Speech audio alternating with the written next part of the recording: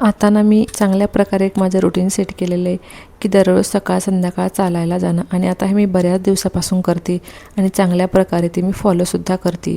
काय होतं ना, आपल्याला वेळ मिळत नाही असं आपण म्हणतो, पण जेव्हा वेळ काढतो स्वतःसाठी तेव्हा एकदा का रुटीन आपलं सेट झालं तर आपल्यालासुद्धा त्याच्याशिवाय करमत नाही ते काम केल्याशिवाय. आणि आता माझंसुद्धा असंच झालेलं आहे. आणि आज बनवली होती मी मसूरची डाळ, कारण वीकेंड असल्यामुळे भाज्या संपून जातात. तर मग आता कडधान्य आणि डाळी ह्या आता मी कामाला आणते.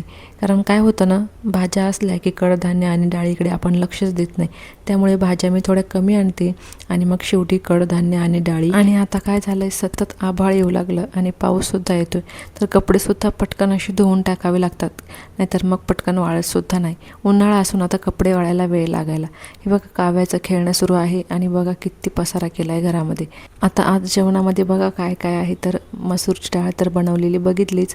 त्यानंतर आता उन्हाळा म्हटल्यावर कुरडई, पापडाची चटणी आणि मस्त असं ताक. चला भेटूया पुढच्या व्हिडिओमध्ये. तोपर्यंत बाय.